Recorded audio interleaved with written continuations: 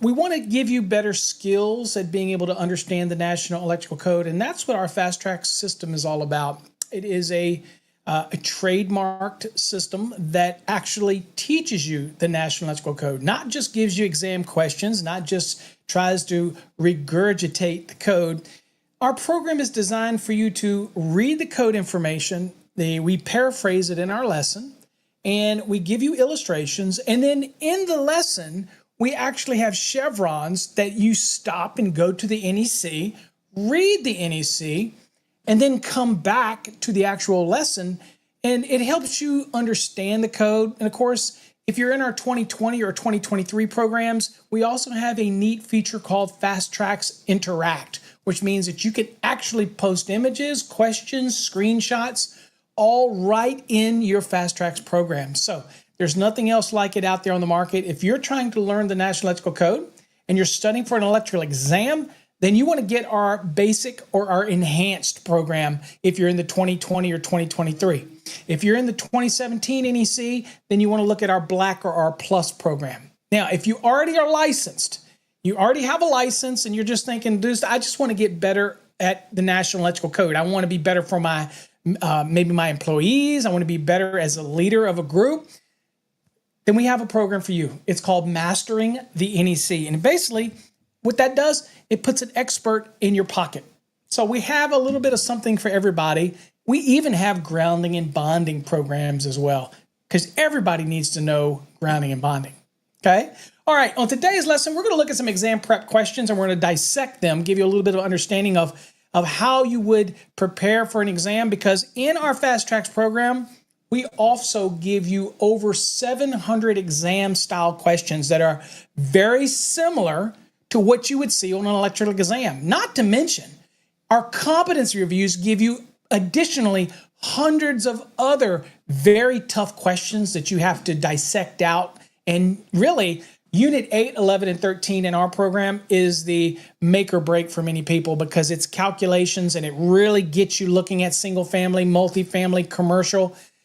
And that's where you might have questions. And that's why the Fast Tracks Interact feature was something that we introduced a couple months ago, back in 2024, that makes it so powerful. Because not only are you just buying books, buying DVDs, but you actually get somebody, an instructor, that interacts with you, and all the students in your course can interact at the same time. Very powerful. That's why it's called the Fast Tracks system. All right, let's go on and get to some questions. All right, let's go here first. Okay, so here we got question. And here, let's see here. Let's go on and dissect this thing out and show you how you would do that. So the first question we have, it says, a lighting load for a 12,000 square foot apartment building. Okay, so we're thinking this is apartment building. So you have single family dwellings, two family dwellings, and you have multi-family dwellings. And all we're looking for is the lighting load, right? Okay, and this is for a multi-family building. All right, so it says not using the energy codes adopted by the local AHJ. Okay, so we're simply going to be looking at the square footage. We're not worrying about any energy codes in this question. And we simply are sizing what is the actual VA that we're going to use in our load calculation. Now, again, we always assume what? We always will assume the standard method. Always the standard method unless somebody states otherwise. Okay, so if the exam question says use the optional, then there is an optional way to do this. But when it doesn't tell you that, and it's just a lighting load question, we're going to use the standard method. Okay, and oh, by the way, we're in the 2023 edition of the National Electrical Code. Just want to keep that, make sure we're aware of that. All right, so here we go. So here are our choices. We have 12,000, we have 14,550, we have 16,250, and we have 36,000. Where are we going to go to get this answer? All right, well, so we're going to have to go to the National Electrical Code. And so I'm going to go there. And here we're in the National Electrical Code, and we're in 220.41. This is dwelling units, minimum unit load. Now you'll notice it says right here, one family dwelling, two family dwelling, and multifamily dwelling. And this is under Part 3 of Article 220. So we know this deals with the standard method. Again, Nothing was said in our question about utilizing the optional method, okay? Now, we're in here and it says the minimum unit load shall be not less than 3 VA per square foot, okay? So that's typically what we use, 3 VA per square foot, okay? Now, it says the unit load includes what? The lighting and receptacle. This is the general use receptacle outlet application, but our question just wanted to know what was the general lighting, okay? So we're going to go back to the question. So we know it's 3 VA per square foot, okay? Now, we're not talking about a commercial building. In that scenario, we'd be looking and saying, well, aren't you talking about the lighting loads for non-dwellings? No, we're not going to be working in 220.42. That's for non-dwelling applications. We're dealing with the dwelling application, right? So that's important for us to distinguish the two. All right, so let's go on and get back to our question. And let's do a little math here. So we know it's 3 VA per square foot, right? So we're going to go, and it was 12,000. So we're going to go 12,000 times 3. That's 36,000. That is, again, it didn't ask us after adjustment and corrections. It didn't ask any of that stuff. It basically wanted to know what was the lighting load in VA. And we went and found that it was 3 VA per square foot. Okay, and that's only the question it's asking. It didn't ask you to go out and size the service. It didn't say go any further than that. Be careful. Only answer what they ask you. Okay, so in this case down here, there you go, 36. And code reference, as you can see, 220.41. So in our program, not only do we give you the reference again, and some things might be electrical theory, and you should have learned that as you work through the trade, practical stuff, because we're focusing on teaching you what's in the NEC. And theory is pretty much not an NEC thing. That's something you should learn in the field. Okay. All right, let's go to the next one. All right. So the next question that we have, it says, is a blank AWG conductor is the minimum size conductor permitted in a cable bus. Okay, so again, on the exam, you should be using your index. Your index, you go look and see if there's anything in the index for cable bus, okay? Or you know that's a type of wiring method. You could go to the beginning of the NEC and look at the table of contents and find out, okay, what article is dealing with that, okay? And you might see that there is a specific article that deals with cable bus. And I can tell you, one of the things that you need to get used to is the fact that when you can identify that an article is fairly small, it's easier to use a technique that we call bold scanning. And that is where once I've done your study, you're in a structured program like ours, and you realize that the article's not very big, then you want to go to that article and start bold scanning. And in this case, we're looking for minimum size conductors because that's what the question asks. And it also gives us some sizes in the actual question, right? So it's telling us a 1 gauge, it's telling us a 1/0, a 2, a 2/0. So we've got some sizes here that it is giving us. Okay, so we can use all of this together when we bold scan, right? So we're gonna go to the NEC, and again, I will tell you, we do not have the index because a link, is what we're using, does not give us the index. So you could go to the index and look under for cable bus, things like that. But we're going to use the table of contents. And if you go to the table of contents, you go down and you into chapter 3, you'll notice that when you get down to 370, it says what? Cable bus. So you're going to click on that, and that's where you're going to go. Now we're going to bold scan it because I can tell you cable bus is not a big article. So what are we looking for is minimum conductor sizing, and we're using all of the sizes that we saw in the question. So we bold scan, and that's where you go and look and see that has nothing to do with it. That has nothing to do with the question. It has nothing to do with the conductor sizing, okay? But I see in here sizes in here. Okay, we see one right here. It says A2, and we see 1/0.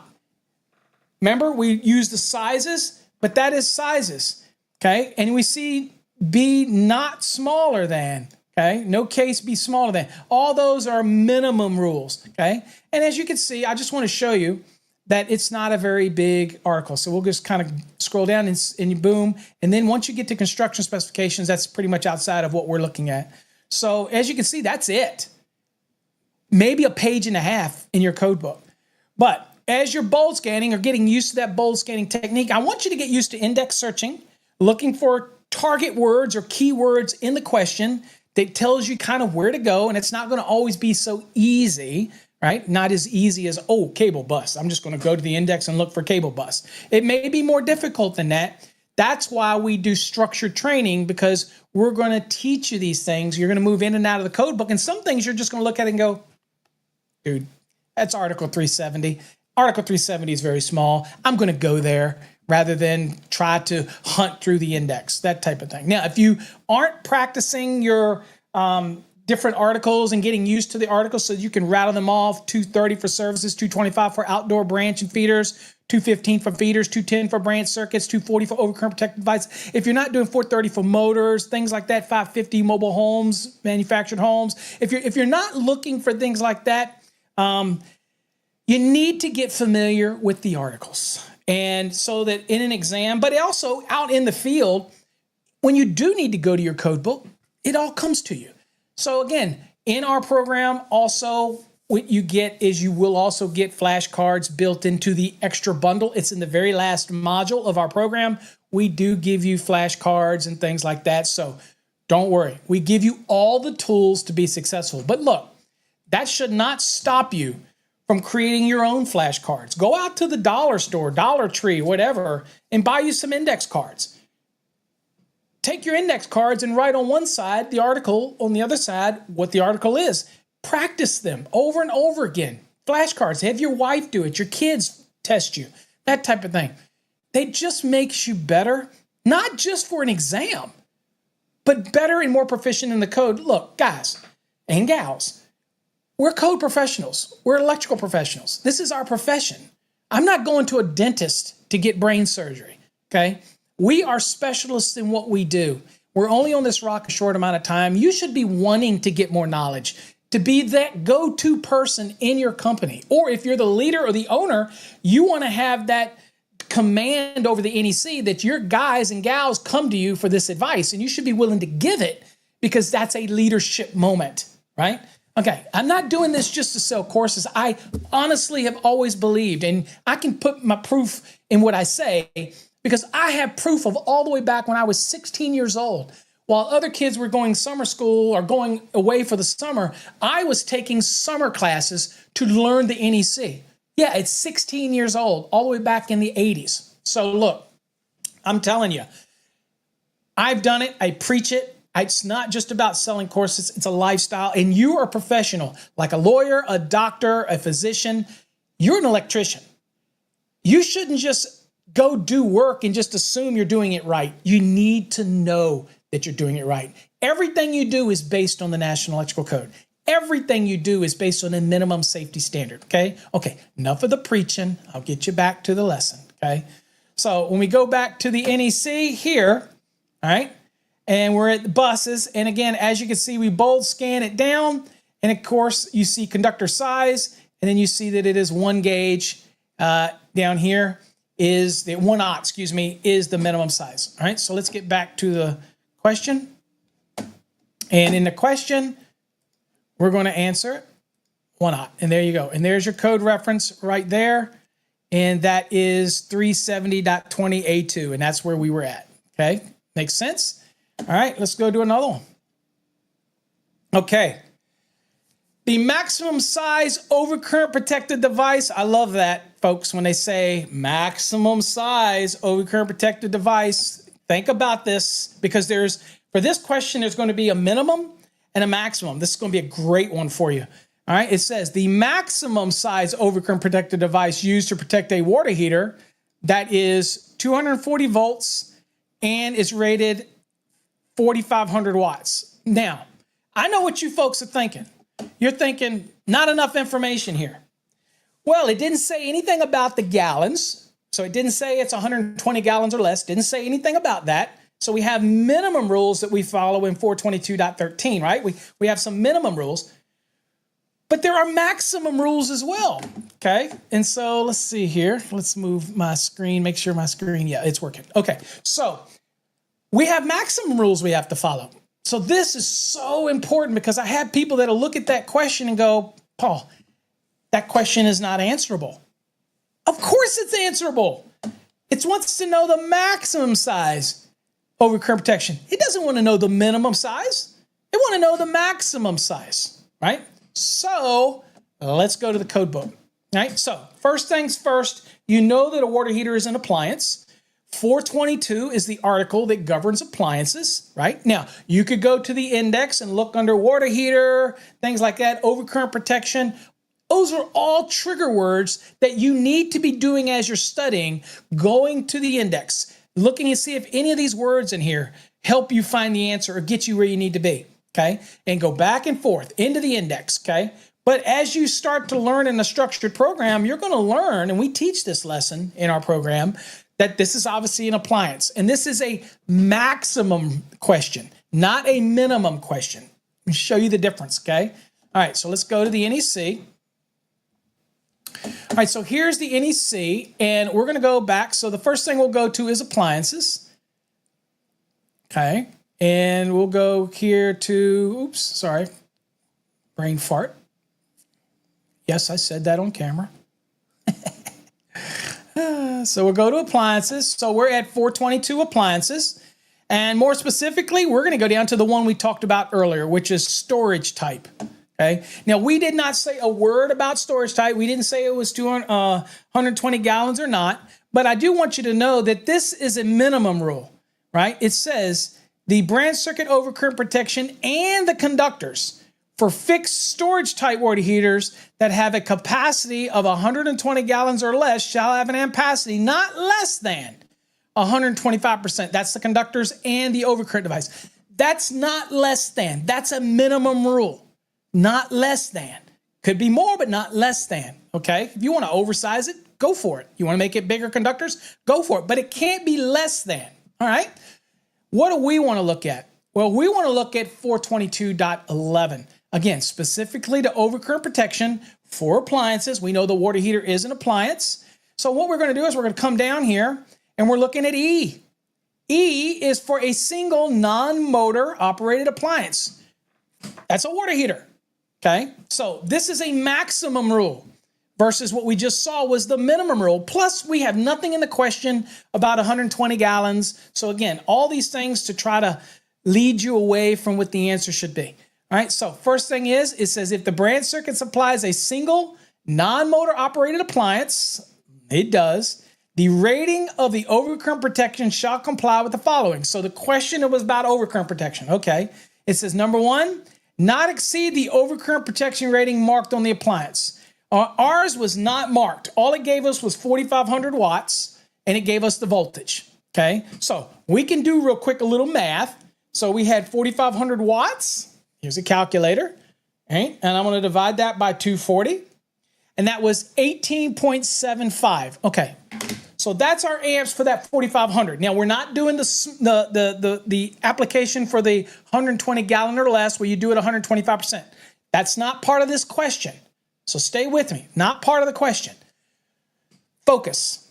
All right, so it's not marked on there. We're given the values in voltage and we're given the values in wattage. So obviously the amps, the rating is not marked on it. Number two, not exceeding 20 amperes if the overcurrent protection rating is not marked, okay? And the appliance is rated 13.3 amps or less, okay? So it can't, the overcurrent can exceed 20 amperes if the overcurrent protection rating is not marked and the appliance does not exceed 13.3 amps. Well, guess what? We already know ours was what? 18.75. So we're exceeding the 13.3 amps. So we're going down to item number 3.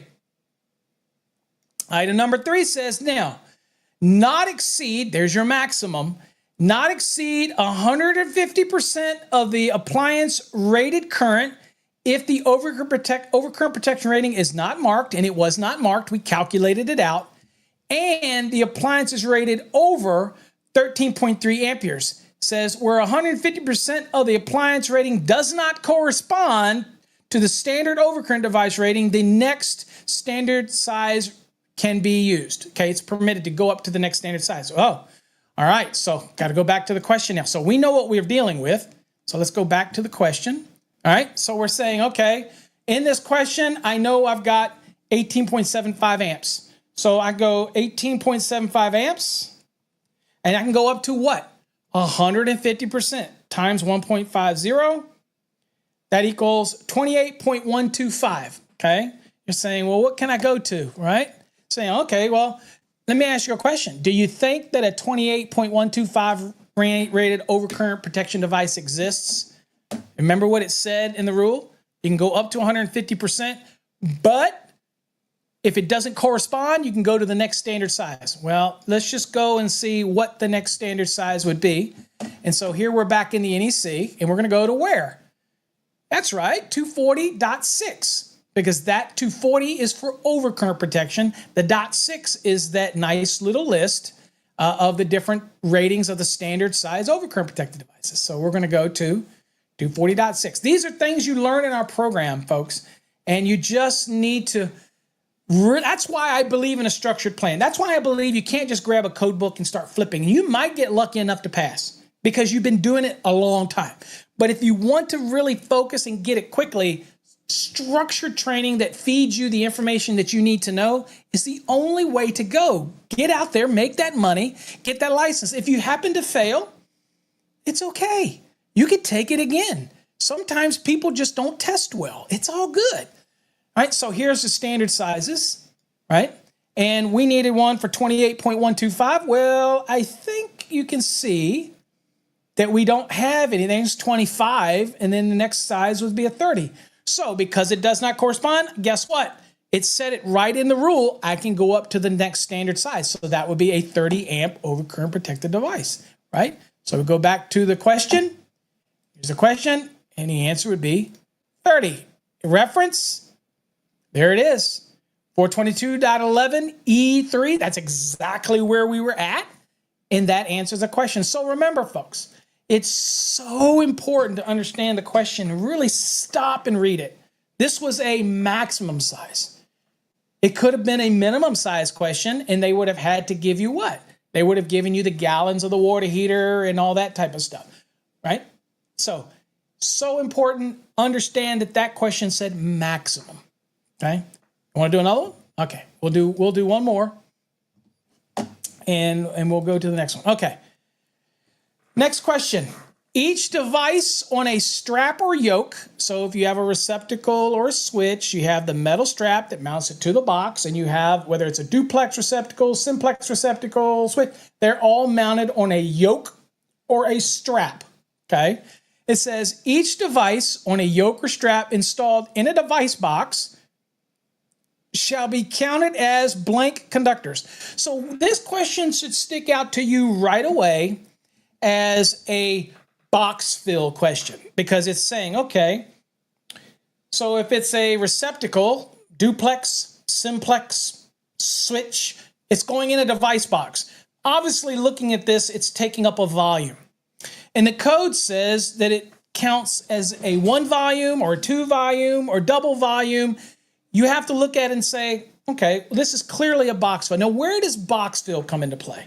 Well, if you've been in our program, you know where box fill is. All right, so one of those things that I like to do is say, okay, if I go to the index, I'm looking up things like box fill. I'm looking at things like device box. I'm looking all those triggers in this question to possibly lead me, where I think I need to be, okay? But some of these questions, you're just going to know. You're going to look at it because you've been through a structured program like ours. You're going to say, well, this is clearly a box fill question, right? And so where do we go? All right. Well, we know that we go to box fill. We're going to Article 314 and specifically to Section 16 because we're looking at box fill. So that's where we're going to go. So let's go to the NEC. And we're going to go to 314. Which is titled Outlet Device Pull and Junction Boxes. So we're going to go to 314. And then we're going to go down to 16. And 16 is titled number of conductors in outlet, device, and junction boxes. So outlet boxes, device boxes, and junction boxes, and of course conduit bodies that are marked as such with their actual cubic inch.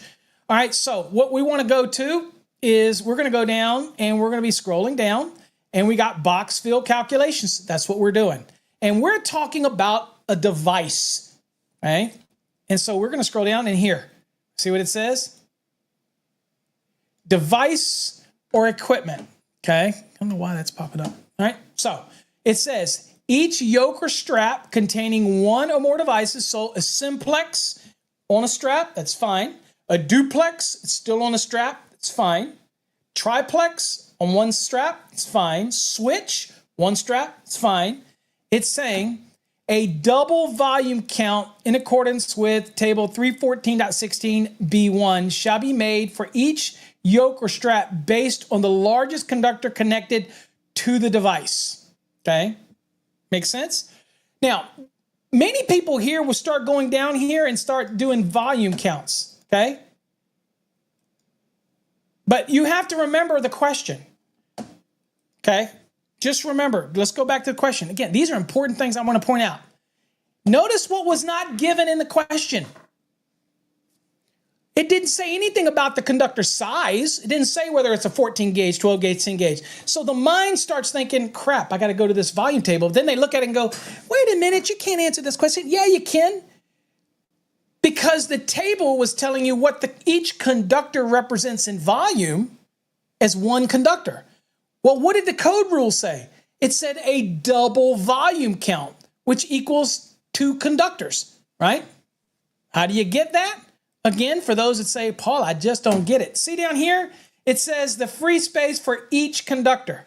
So, for example, if it was 12 gauge, it would be 2.25, okay, cubic inches, okay? But that's for one conductor. Remember, and so that represents one conductor. Notice up here it says per conductor, one conductor. Up here, it made it very clear that it's a double volume. So it equates to 2.25 if it was 12 gauge times 2 because it was 2 conductors, right? Because this 2.25 is per conductor. Be careful. It's all about the verbiage. It's all about how you read it. And you have to know that a double volume simply means 2 conductors. 2 conductors, if it was 12 gauge, it would be 2.25 each. If it was 14, it'd be 2.00 each. But it still represents what? 2 conductors. Be very careful in the question. No, it's not a trick question. It's just trying to let you read it and not get lost and say, wait a minute, they didn't give me the conductor we're talking about. That makes a difference. It does not make any difference in this question because a double volume count equates to 2 conductors. And that's the answer. And there's your reference, 314.16b4. Okay? All right, let's take it back to me. So look, folks, I'm here to help you. Our programs are designed to help answer questions while you're in the program. We also have paulavernathy.com that you can send us questions. There's so many illustrations. We have chevrons that teach you to go in and out of the lesson.